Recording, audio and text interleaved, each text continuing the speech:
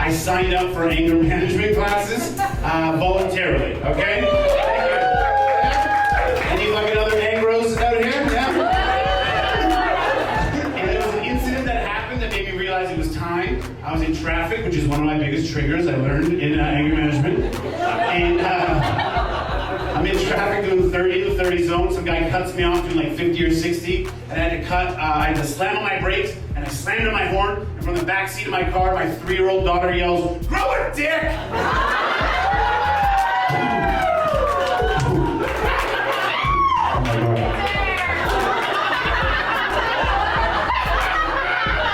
I'm so proud of you.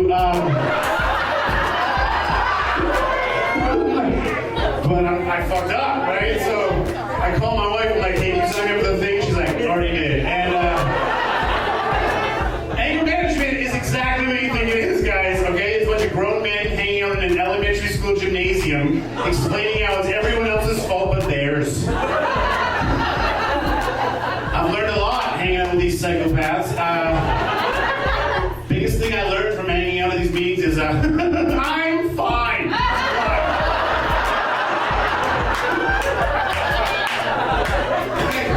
I only daydream about fighting the 7-Eleven cashier. They do it.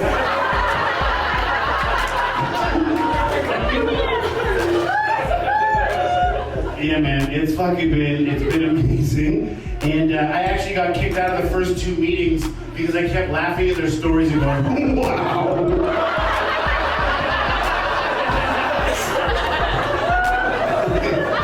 Jesus. I'm like, "Justin, you gotta go, this isn't funny." I'm like, "Pretty sure I can find 90 people in Prince George who find it funny."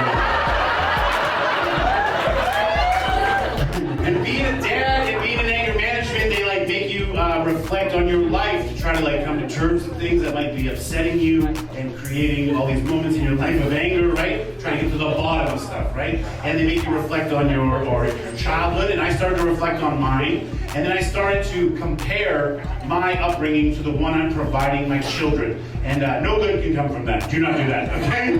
Trust me. Because I started to think about it, and I'm like, even the little things, like when I take my daughter to the park, every kid at that park has 2 parents. And they're watching their kid like a hawk, right? They're even under the playground now, like making sure they don't fall and stuff. And I just look at these people like aliens, like, what the fuck's happening right now, right? Because that never happened when I was a kid. When I was 5 years old, you know how we went to the park? You'd yell at your parents and go, "Mom, I'm going to the park!"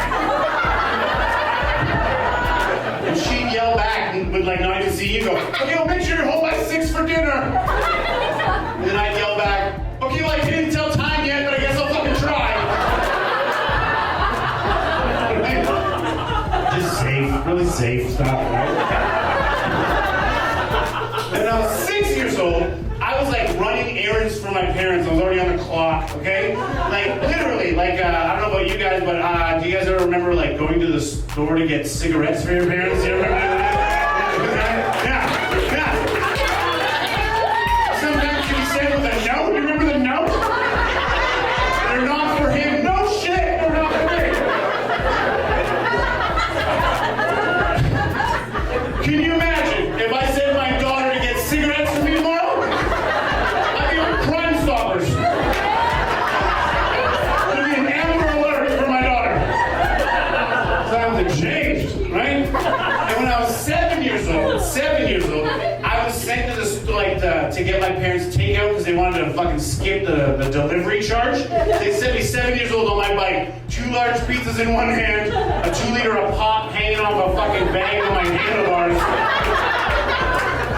You know, just in case the child predator was hungry, I guess.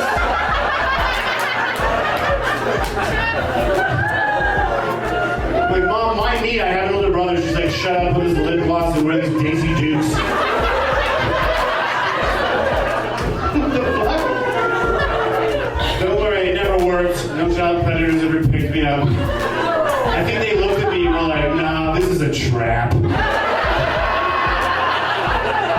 That's a bait kid for sure.